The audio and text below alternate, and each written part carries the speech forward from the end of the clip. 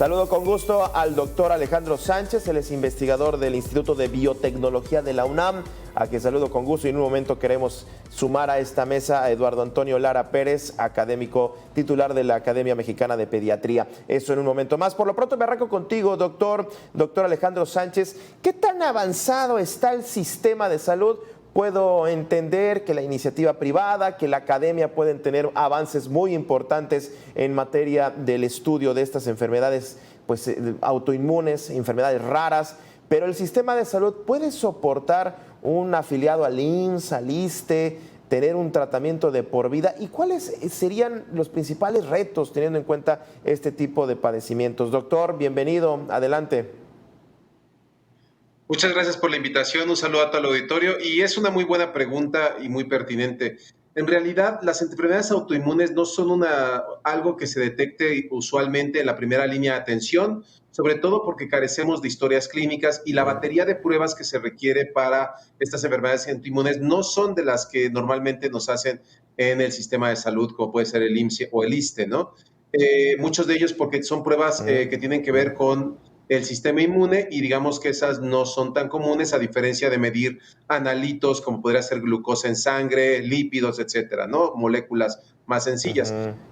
¿Y qué involucra estas enfermedades? Las enfermedades autoinmunes, al ser enfermedades donde el sistema inmune pierde la referencia de qué es propio y de qué no es propio y empieza a atacar nuestro propio organismo, ya sea por un órgano específico o de manera muy general. Y entonces esto, pues una de las cosas que produce más es inflamación. La inflamación se puede controlar de cierta manera con los medicamentos adecuados, pero no son a largo plazo viables su mantenimiento del tratamiento porque tienen efectos secundarios muy graves en la salud de las personas. Entonces, sobre todo los antiinflamatorios esteroidales que se tienen que dar para muchas de las enfermedades autoinmunes, pues finalmente cobra una cuota muy grave en la salud de las personas a largo plazo. Y por otro lado, los costos, simplemente la batería que se puede, los gastos que puede generar esta batería de pruebas, pues es muy alta para el sistema de salud. Muy bien, muy interesante. Sumamos, doctor, a Eduardo Antonio Lara Pérez, académico titular de la Academia Mexicana de Pediatría y director general de la Fraternidad Médica por la Salud, ACE Médicos Unidos por México. Y bueno, les pido que su opinión vaya entre 1 minuto y 1 minuto 30 para hacer más dinámica. Yo le preguntaba al doctor Alejandro Sánchez, Eduardo, ¿cómo estaría el sistema de salud? Ya ha esbozado un poco, entiendo que se ha adelantado mucho en cuanto a la investigación, existen inclusive algunos institutos públicos en los que se investiga mucho, se da esto, pero entiendo que es difícil detectarla, ya ese es un problema, ahora la detectan. ¿Y qué tan factible es que yo pueda tener casi de por vida un tratamiento en el IMSS, en el ISSSTE, en la Marina, en Pemex, en el sistema de salud público? Vaya, Eduardo.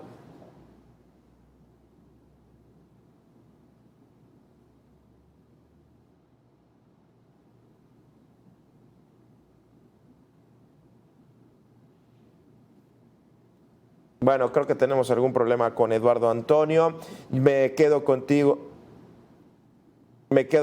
doctor Alejandro. Bueno, no sé si ya lo tengamos a Eduardo Antonio Lara.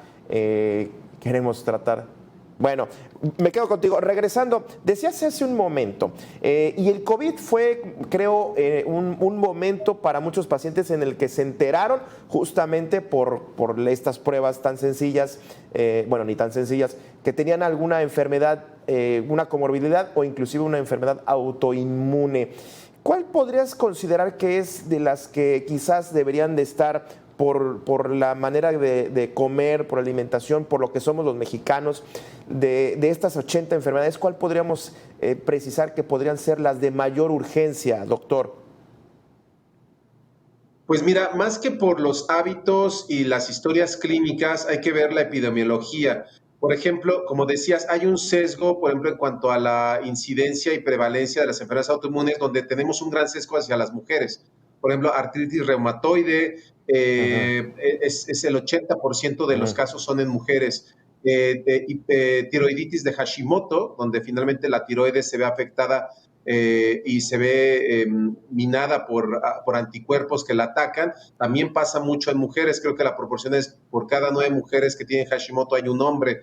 Entonces hay muchas enfermedades, entonces habría que ver poblacionalmente cuáles son las que más afectan. Yo creo que artritis reumatoides es una, lupus eritematoso es otra, Hashimoto yo creo que tiene que ver, y además por la relevancia de lo que significa esto, ¿no? En las 3 enfermedades que mencioné, por ejemplo, la artritis obviamente va a limitar la movilidad y la calidad de vida de la persona. Hashimoto, por ejemplo, va a desencadenar que si la tiroides, por ejemplo, no funciona bien, vas a tener una falla en muchos sistemas, entonces también es importante. Lupus es una enfermedad también inflamatoria que requiere cierto tratamiento, entonces por ejemplo, diabetes tipo 1 también es una enfermedad autoinmune. Cada una tiene un desenlace o un efecto a largo plazo, que es finalmente lo que habría que valorar cómo se cuida, ¿no? O qué carga hace el sistema de salud. Muy bien. Interesante. Ahora vamos a ver si podemos tener la opinión de Eduardo Antonio. Eduardo, a ver si ya nos escuchas. Yo preguntaba, y bueno, ya el doctor Alejandro nos dio un esbozo, pero me gustaría conocer tu opinión sobre cómo está el sistema público, qué tan fuerte, qué tan sólido está para poder atender este tipo de padecimientos, ya sea para poderlos detectar, atender y en su caso pues tratar de mantener una vida digna al tener una atención como esta. Ya el ejemplo era el tema de la diabetes, que me parece que es uno de los más comunes y así son de los más comunes, son inclusive también poco atendidos porque luego no hay ni insulina. Eduardo.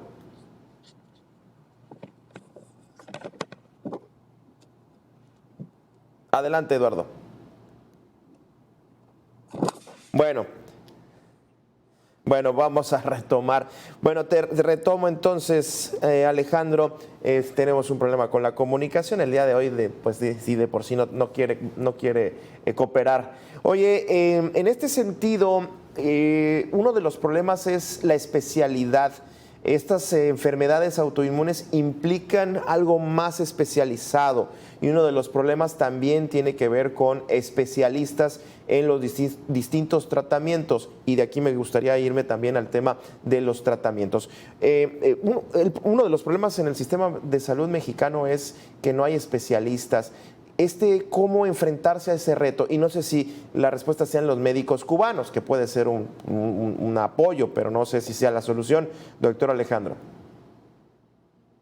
Mira, justo como te decía, dependiendo de qué tipo de enfermedad autoinmune estemos hablando, va a derivar en una especialidad. Por ejemplo, si estamos hablando de tiroiditis de Hashimoto, por ejemplo, un endocrinólogo, así como con diabetes tipo 1, sería la persona adecuada. Entonces, tenemos dentro de la endocrinología una subespecialidad en enfermedades autoinmunes, ¿no? Por ejemplo, en algo más sistémico, como lupus o artritis reumatoide, pues justo es alguien como un médico internista quien podría abordarlo tal vez de una mejor manera porque puede integrar mucha más información clínica con la enfermedad, ¿no?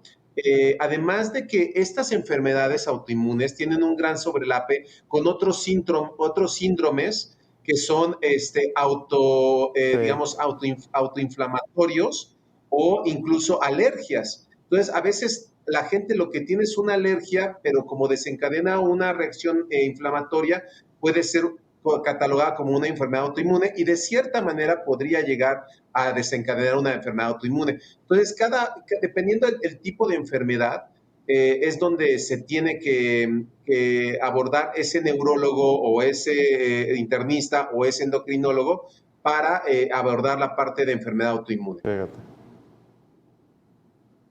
Oye, hace poco platicaba con un buen amigo que es inmunólogo clínico y él justamente hablaba de que hay muchas de estas enfermedades que se les confunden los síntomas con ciertas alergias y en ese peregrinar de los pacientes, pues de pronto llegan con un inmunólogo y le dicen, no, usted tiene que ir acá con el endocrinólogo porque usted tiene otra cosa, no es una alergia, es algo más fuerte.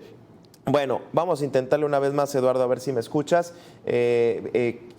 Son un sistema sólido, te preguntaba, ¿es un sistema sólido el que tiene actualmente el poder atender este tipo de enfermedades? ¿Sí es sólido el sistema de salud mexicano, Eduardo?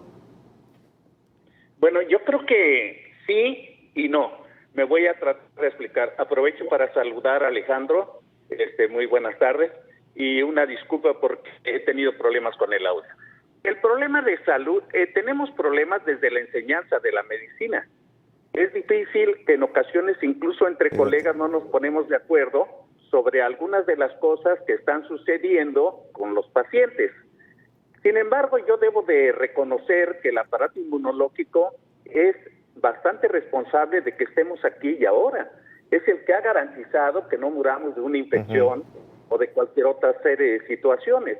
Con respecto a las alergias, que es un proceso inflamatorio igual que las enfermedades autoinmunes, la diferencia es que las defensas o los anticuerpos que normalmente nos protegen, pues llegan a afectarnos. Y quiero hablar de algo que no habló Alejandro, al menos no lo escuché, que es la fiebre reumática. La fiebre reumática hace unos 50 años o 60 años era un dolor de cabeza en México porque no había hospitales suficientes para tener niños con fiebre reumática. Sin embargo, parece ser que ahora pues ha no desaparecido, pero ha disminuido importantemente. Y me voy a explicar. En aquel entonces reconocíamos que el estreptococo beta hemolítico del grupo A era el causante directamente de una reacción de defensa del organismo, produciéndose un anticuerpo que se llama streptolicina. Y las antiestreptolicinas eran las que dañaban el corazón, los riñones o algunas partes del cuerpo. Sin embargo, hemos visto que ahora ha disminuido. ¿Cuál es la razón? Pues son varias, pero debemos de tomar en cuenta los factores epigenéticos. Y esto es cómo vivimos, dónde vivimos, qué es lo que ha pasado desde la crianza, desde nuestra gestación, cuál es la relación con el cambio climático y las actividades de nuestro hábitat. Y yo creo que hay que darle mucha importancia. Y sobre todo a dos factores muy importantes para mí que van a moderar la respuesta inflamatoria, sea un problema autoinmune o alérgico, que es qué comemos y cuál es nuestra microbiota. O sea, me voy a explicar, la microbiota es lo que antiguamente llamábamos flora intestinal y que está muy acorde con lo que comemos. Pero hemos cambiado en las últimas décadas definitivamente nuestra forma de comer y eso siento yo que ha afectado mucho. Posiblemente, y ya se están haciendo estudios en otros países, de hacer ediciones genéticas con algunas enfermedades específicas que ya están muy identificadas genéticamente, pero uno de los problemas con las enfermedades autoinmunes es que intervienen varios genes, y ahí tiene que ver si una persona recibió seno materno o no. Eso se llama inmunobioquímica o inmunogenética de la nutrición. Va a seguir un curso en la que unos genes se van a abrir y otros se van a cerrar para dar manifestaciones clínicas. Entonces, el que hablemos de enfermedades autoinmunes, pues hay cosas que seguramente nuestros genes juegan un papel importante. Por ejemplo, en el caso del lupus eritematoso sabemos que es más frecuente en mujeres que en hombres, es más frecuente en mujeres que son blancas y que hay factores desencadenantes para ellos como asolearse demasiado o cosas de ese tipo, y así igual para otro tipo de enfermedades autoinmunes. Entonces, yo creo que estamos apenas entendiendo la enfermedad y lo preocupante no es tanto la atención médica, sino qué estamos haciendo desde el punto de vista de la salud pública. ¿Qué estamos haciendo para llevar una vida saludable, para enriquecer con cosas y acciones la salud comunitaria, el agua potable, los alimentos adecuados, los fertilizantes, etcétera? Toda esta serie de cosas que hemos dejado en el olvido y que son causantes no solamente de enfermedades autoinmunes, sino también de muchísimas enfermedades de las que mueren los mexicanos. Claro. Pues con esto voy cerrando. Muy interesante, una breve conclusión, doctor Alejandro Sánchez, ya para cerrar. Alcanzamos, qué bueno que alcanzamos a escucharte, Eduardo, y me parece que aquí me deja girando sobre todo qué estamos haciendo nosotros como derechohabientes.